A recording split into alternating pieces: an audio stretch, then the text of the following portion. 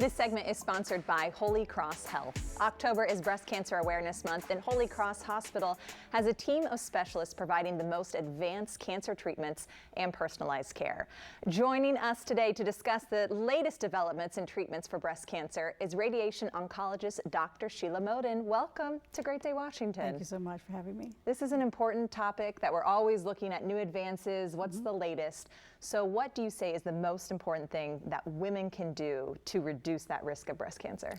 Well, in 2 words, screening mammograms. Okay. You know, just to put it into context, you know, in 2023, 300,000 women, actually a little over 300,000 women were diagnosed with breast cancer. And in the same year, almost 44,000 women died of breast cancer. Wow.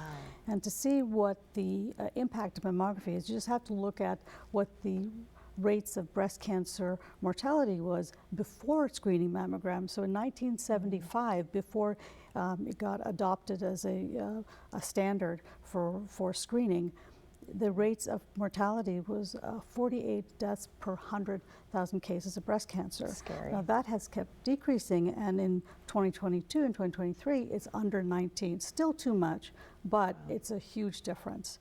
And so that change and that dramatic improvement in breast cancer deaths is, you know, due to screening, due to better detection, better, more awareness of breast cancer, and obviously better treatment. Yeah. And it's been estimated that mammography, breast mammography, has decreased breast cancer deaths by 50% since 1990. Wow. I know there's always new things coming. Is there anything new in screening for breast cancer?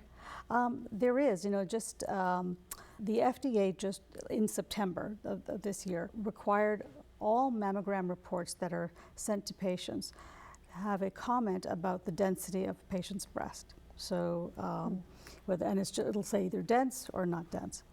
And it's important to know why that is the case. So, you know, there are sort of 4 gradations of breast density. So, you know, at the top is what we call fatty replaced or largely fatty. Mammograms are very good at detecting abnormalities through that, and those patients are not at any higher risk for getting breast cancer. But on the other end of the spectrum, very dense breasts, 40% of cancers would be missed. And those women, compared to the patients that are called fatty breasts, that have fatty breasts, you know, they are 4 times more likely to be diagnosed with breast cancer. Wow. So this is something that is important and that patients need to know. And so that's one of the things that you know, the FDA feels that this patients you know, should know about.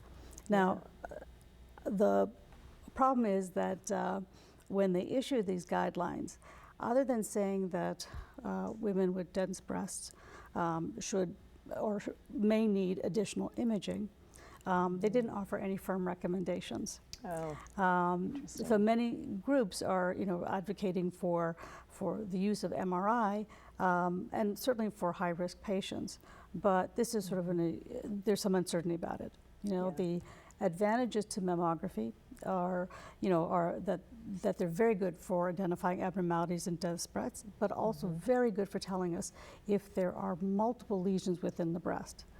But the disadvantage, unfortunately, is that you know, it's more involved, it's more expensive. Insurance companies don't always cover them, and for patients, you know, it can be difficult if you have claustrophobia.